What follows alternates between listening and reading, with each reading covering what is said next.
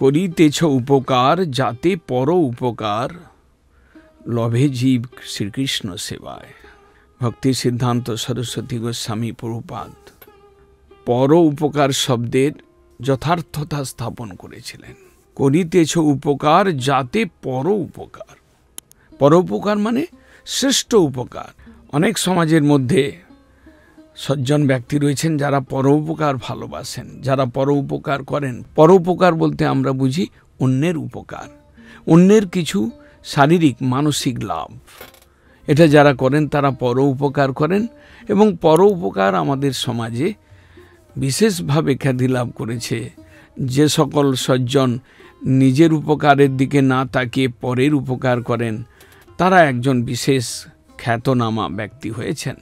এমন ভারতবর্ষের ইতিহাসে রয়েছে বা অন্যান্য দেশের ইতিহাসে। কিন্তু প্রভুপাদ এক প্রকার উপকার করেছিলেন। করিতেছ উপকার যাতে পর উপকার। প্রভুপাদ এমন একটা উপকার করবার পথ নিয়েছিলেন অন্যের উপকার করবার জন্য, জগতের হিত করবার জন্য, যেটা শ্রেষ্ঠ ফল দান করে। পর উপকার শ্রেষ্ঠ, পর শব্দেতে শ্রেষ্ঠ। সেই শ্রেষ্ঠতা কোথায়? দূরে যায় ভবরোগ, খণ্ডে যাহে কর্মভোগ, হরিপাদ পদ্মজাত।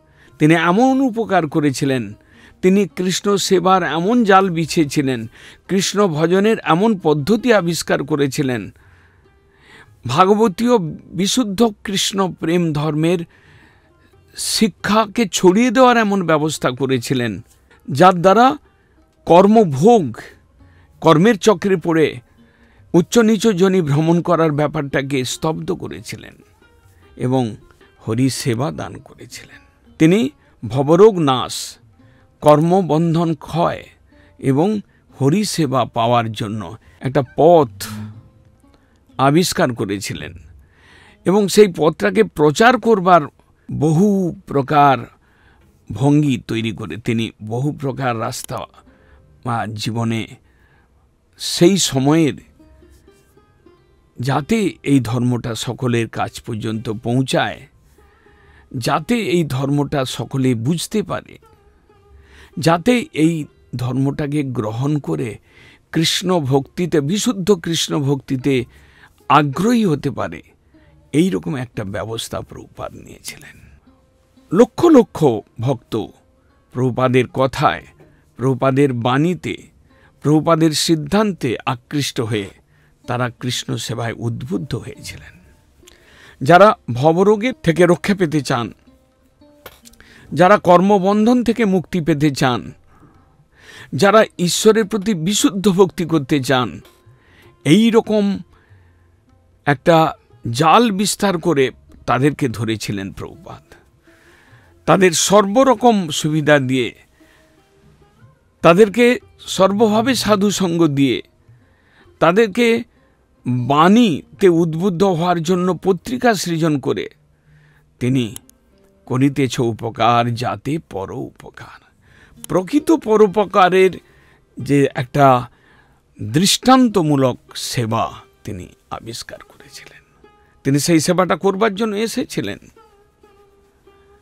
তাই তার প্রণাম মন্ত্রে আমরা প্রায় রূপানুগ বিরুদ্ধ অপসিদ্ধান্ত ধান্ত হারিনি।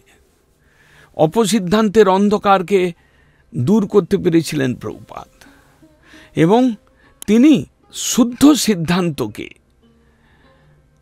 লোককে জানাবার জন্য মঠ মন্দির তৈরি করে স্থানে স্থানে সাধু তৈরি করে তাদেরকে শহরে গ্রামে পাঠিয়ে, এমনকি প্রত্যেক বাড়িতে বাড়িতে সাধুকে পাঠিয়ে প্রচার করে তাদেরকে জানাবার, তাদেরকে বোঝাবার, তাদেরকে বিশুদ্ধ ভক্তি ধর্মটা কি এবং এর ফল কি, এগুলোকে এভাবে তিনি প্রচার করে তিনি কি করেছিলেন? তিনি করিতেছ উপকার যাতে পর উপকার, এমন একটা উপকার করেছিলেন তার উপরে আর কোনো উপকার ছিল না। পর উপকার, শ্রেষ্ঠ উপকার। ভক্তি ধন লাভ করানোর প্রচেষ্টারূপ শ্রেষ্ঠ উপকার। সংসার ভয় থেকে নিবৃত্তি পাওয়ার যে পথ দেখিয়ে ভবরোগকে সম্পূর্ণরূপে ভবরোগ থেকে নিবৃত্তি দিয়ে হরি সেবায় লাগানো, হরির সেবক তৈরি করার কার্য তিনি করে গেছেন। তাই তিনি শ্রেষ্ঠ উপকার করেছেন জীবের। এই উপকার আজ পর্যন্ত এই উপকারের সঙ্গে কোনো তুলনা হয় নাই, কারো উপকারের তুলনা, অন্যের কোনো উপকারের তুলনা হয় নাই। প্রভুপাদ এই রকম একজন মহাপুরুষ ছিলেন, যিনি জীবের মঙ্গল, জীবের কল্যাণ, জীবের উপকার, শ্রেষ্ঠ উপকার করে যিনি একটা দৃষ্টান্ত তৈরি করেছিলেন। সেই প্রভুপাদ জয়যুক্ত হোক।